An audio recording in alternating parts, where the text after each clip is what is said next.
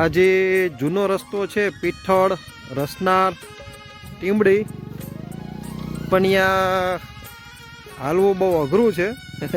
આ જૂનો ગાડા માર્ગ કહેવાતો અમારે, અને અત્યારે તો રસ્તો બંધ થઈ ગયો છે. અમે 1-1.5 કલાકની મહેનત બાદ આ રસ્તો અમે ગોઈતો છે કે જે રા નવઘણ એનું સૈન્ય લઈ અને અહીંયાથી પોતાના લશ્કરને લઈને પીઠળ ગામ આવ્યો હતો અને પછી જુનાગઢ તરફ ગયા હતા.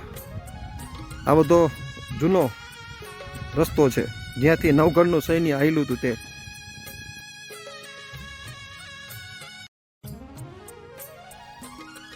આપણે જે મેં રા નવગણની વાત કરેલી કે જુનાગઢના રાજા રા નવગણે આ પીઠળનું મંદિર બનાવેલું સિંધમાંથી ઈટ લઈ, અને એક ઈટ ઘટી હતી, અને એ ઈટ ઘટી હતી એના શાળાએ નહોતી લીધી, અને એના શાળાનું મસ્તક કાપીને મંદિરમાં મૂકે છે, અને આ પીઠળ એને સજીવન કરે છે.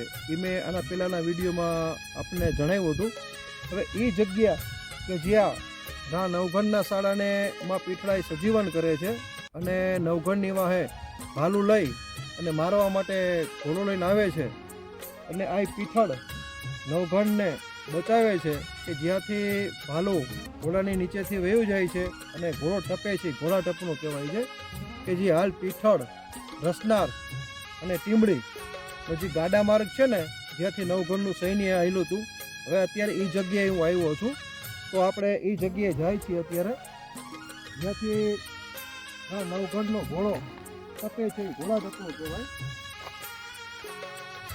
આજે સામે દેખાય કે દરિયાઈ છીપલા, અને જે દરિયામાં જે વ્હાઈટ કલરના જે પાણા હોય ને એ આ પથ્થરો છે, એનો ઢગલો કરેલો છે નિશાની રૂપે. આ રા નવગણે કરેલો છે આ નિશાની.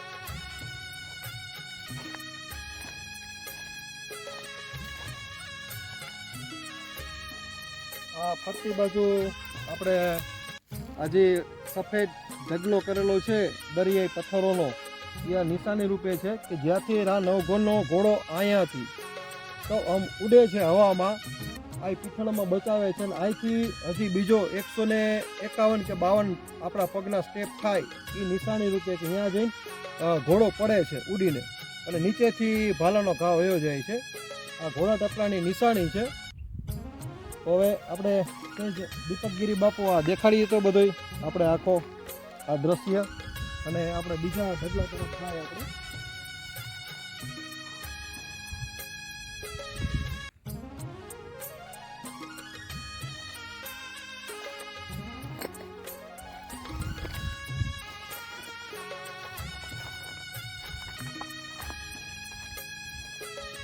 આ બાજુ આખો કેમેરો રાખો.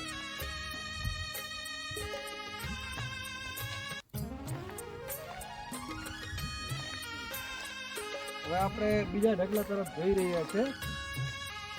ઊંડા ઊંડા તે જળ આજી તણા, અને પીઠળ પાણી જાય, અનમાળી એક જ બોઘણીએ એકલે. અરે રે ઈ તો નવગણ નાય, દળ કટક ને પાણી પાય. આ બધી ઐતિહાસિક અને જૂની વાતો છે, તો કોઈ સાહિત્યકાર કે કોઈ કલાકારો કરતા નથી. આ વિડીયો માધ્યમથી હું દેખાડવા માગું છું કે જે આ પીઠળનો રા નવગણને જે પરચો આપેલો એ હજી સુધી કોઈ વિસ્તૃત કોઈ પ્રસ્તુત કર્યો જ નથી. અને આ બધી જૂની નિશાનીઓ હાલ પીઠળ ગામની અંદર મોજૂદ છે કે રા નવગણે આ પીઠળનું મંદિર બંધાવેલ કે જ્યાં માં પીઠળાઈનો ઓરડો હતો. અને અત્યારે આ જૂની જગ્યાએ આપણે જાય છીએ કે જ્યાંથી રા નવગણનું લશ્કર જુનાગઢ તરફ પાછું ગયું હતું. હવે જો આમ સામે દેખાય ને દીપકગીરી બાપુ, આમ રાખો કેમેરો. આ ઝાડ છે અને એની બાજુમાં બીજો ઢગલો છે કે જે અત્યારે અમે પગના સ્ટેપથી માપી છીએ તો 152 ઢગલા જેવું થાય છે. એટલે આ પીઠળ રા નવગણનું અહીંયા પણ રક્ષા કરે છે.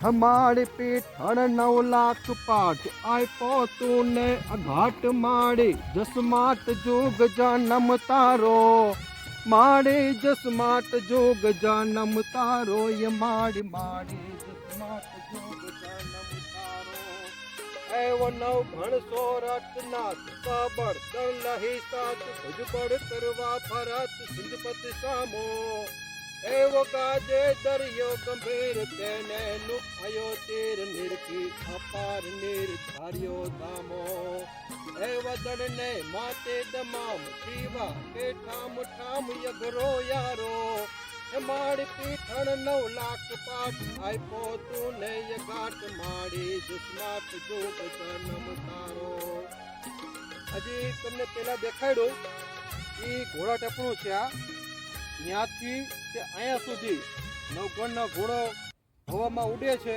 અને આ પીઠળામાં એની રક્ષા કરે છે ત્યાં ઘોડા ટપણું છે એ વખતમાં જે દરિયાઈ છીપલા અને જે દરિયાના જે પાણાઓ પથ્થરો હોય એના ઢગલા સ્વરૂપે અહીંયા આ નિશાની રૂપે ઘોડા ટપણા તરીકે ઓળખાય છે બોલો પીઠળ માતની જય